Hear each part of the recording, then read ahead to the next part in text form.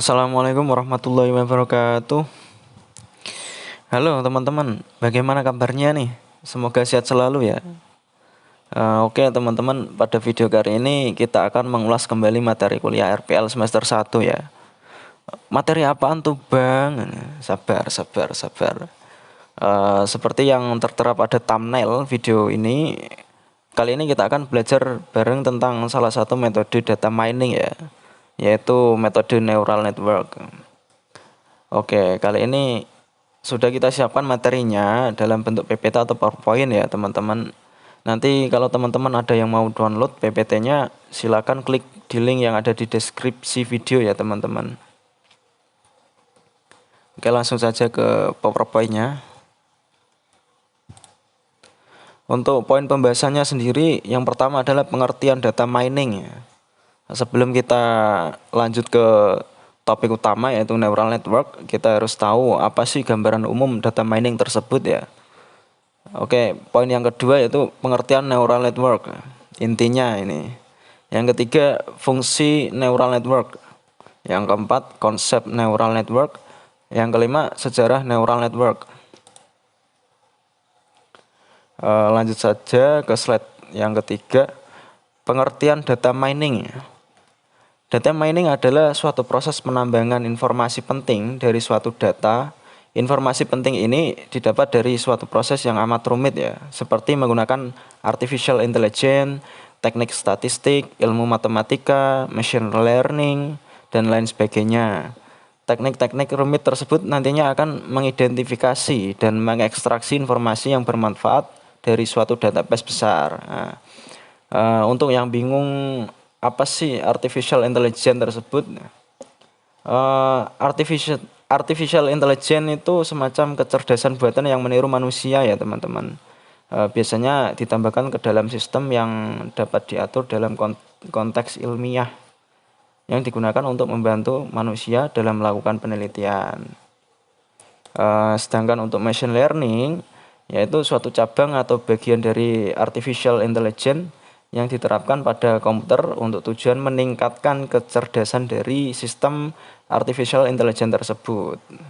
Jadi machine learning itu mendukung atau menambah kecerdasan dari artificial intelligence tersebut ya teman-teman. Oke, untuk data mining ini memiliki banyak fungsi ya. Tetapi yang paling utama adalah sebagai fungsi deskriptif dan fungsi prediktif. Fungsi pada data mining yang lainnya yaitu characterization, discrimination, association, classification, clustering, outlier, dan trend analysis ya teman. Lanjut ke pengertian neural network ya. Neural network merupakan kategori ilmu soft computing. Neural network sebenarnya mengadopsi dari kemampuan otak manusia yang mampu memberikan stimulasi atau rangsangan, melakukan proses, dan memberikan output. Output diperoleh dari variasi stimulasi dan proses yang terjadi di dalam otak manusia. Kemampuan manusia dalam memproses informasi merupakan hasil kompleksitas proses di dalam otak manusia. Contohnya misalnya yang terjadi pada anak-anak, mereka mampu belajar untuk melakukan pengenalan meskipun mereka tidak mengetahui algoritma apa yang digunakan. Kekuatan komputasi yang luar biasa dari otak manusia ini merupakan sebuah keunggulan di dalam kajian ilmu pengetahuan. Jadi biasanya jika anak-anak tertarik dalam suatu hal, pasti mereka akan terus bertanya ataupun belajar mengenali hal tersebut lebih dalam ya. Kali ini menunjukkan bahwa pemikiran mereka adalah untuk mengetahui atau memenuhi rasa penasaran mereka tanpa mengetahui algoritma apa yang mereka gunakan. Oke, langsung saja lanjut ke slide yang selanjutnya yaitu fungsi neural network ya. Yang pertama, fungsi neural network itu sendiri adalah untuk pengklasifikasian pola ya teman-teman. Berbagai pola yang sudah ada dan terdapat beberapa masalah di dalamnya akan dibagi ke dalam beberapa klasifikasi. Pengklasifikasian ini bisa dilakukan dengan menggunakan neural network ya teman-teman, agar proses ini bisa dilakukan dengan lebih cepat dan terhindar dari kesalahan. Jadi hasil yang diberikan nanti diharapkan bisa sesuai dengan harapan gitu teman-teman. Nah, yang kedua, memetakan pola dari input ke output. Maksudnya neural network pada dasarnya melakukan pemrosesan dalam hal menerima rangsangan atau stimulus sehingga menjadi suatu output. Dalam hal ini akan dilakukan pemetaan pola yang sekiranya akan diterapkan pada proses mulai dari penerimaan input hingga menghasilkan output. Tentunya segala proses yang bersifat kompleks ini memerlukan pemetaan agar bisa berjalan secara lebih mudah. Yang ketiga, menyimpan pola. Pola yang ada dalam proses penerimaan input hingga menghasilkan output mungkin saja ada dengan jumlah lebih dari satu pola. Namun seluruh pola yang ada dalam proses pemrosesan ini akan disimpan melalui sistem neural network itu sendiri ya teman-teman. Penggunaan aplikasi yang bekerja dengan sistem neural network ini akan melakukan penyimpanan pola dengan langkah yang tepat dan bersifat efektif. Langsung saja yang selanjutnya, yang keempat yaitu memetakan berbagai pola yang sejenis. Selanjutnya berbagai pola yang ada dalam pemrosesan akan dipetakan secara lebih detail ya. Proses pemetaan ini dilakukan dengan berdasarkan pada jenis pola antar pola satu dengan yang lainnya ya teman-teman. Jadi dalam hal ini pemetaan pola dilakukan dengan lebih spesifik ya. Pola sejenis akan dipetakan hingga menjadi satu kesatuan tersendiri ya teman-teman. Lanjut ke fungsi neural network yang kelima ya teman-teman, yaitu mengoptimasi masalah. Yang dimaksud dengan optimasi pada dasarnya adalah suatu proses yang dilakukan dengan tujuan untuk mencapai hasil yang dinilai ideal ya teman-teman. Jadi adanya neural network sebenarnya dimaksudkan agar masalah yang dihadapi bisa diproses secara lebih lanjut, sehingga masalah ini bisa diselesaikan dengan optimal ya teman-teman. Untuk fungsi yang keenam yaitu melakukan prediksi. Pada dasarnya melalui jaringan neural network yang digunakan untuk menghadapi masalah diharapkan agar bisa memberikan prediksi atas suatu hal ya teman-teman. Prediksi ini diharapkan cenderung untuk menguntungkan dan berguna serta bisa menjadi alternatif terbaik bagi setiap permasalahan yang ada. Lanjut ke slide yang keenam. Konsep neural network ya. 1. Proses kerja jaringan syaraf pada otak manusia. Ide dasar neural network dimulai dari otak manusia, di mana otak memuat sekitar 100 miliar neuron ya. Neuron ini berfungsi untuk memproses setiap informasi yang masuk. Satu neuron memiliki satu akson dan minimal satu dendrit. Setiap sel syaraf terhubung dengan syaraf lainnya. Jumlahnya mencapai sekitar 10.000 sinapsis. Masing-masing sel itu saling berinteraksi satu sama lain yang menghasilkan kemampuan tertentu pada kerja otak manusia ya teman-teman. Oke, ini ada gambarnya dari contoh gambar dari struktur sel dalam otak manusia ya teman-teman. Bisa dilihat dendrit itu yang paling atas ini yang bercabang-cabang ini berfungsi untuk mengirimkan impuls yang diterima ke badan sel syaraf. Untuk impuls itu bisa dikatakan sebagai rangsangan ya teman-teman, rangsangan yang diterima ke badan sel syaraf ya. Kemudian ada akson. Akson berfungsi untuk mengirimkan impuls dari badan sel ke jaringan lain. Yang selanjutnya adalah sinapsis, berfungsi sebagai unit fungsional di antara dua sel syaraf ya teman-teman.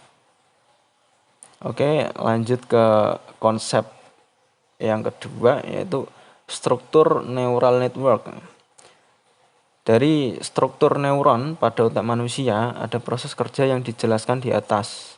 Maka konsep dasar pembangunan neural network terbentuk. Ide mendasar dari neural network adalah mengadopsi mekanisme berpikir sebuah sistem atau aplikasi yang menyerupai otak manusia ya teman-teman.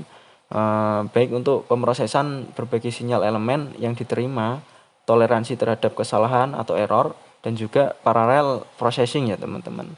Untuk parallel processing itu dapat diartikan sebagai beberapa proses yang dilakukan dalam satu waktu ya teman-teman. Kalau misalnya di HP atau laptop itu multitasking ya, biasanya multitasking.